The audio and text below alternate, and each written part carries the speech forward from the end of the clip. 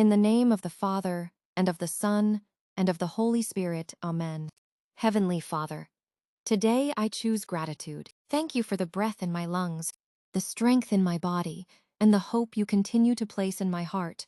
I surrender every disappointment, every unanswered question, and every burden from the past into your hands.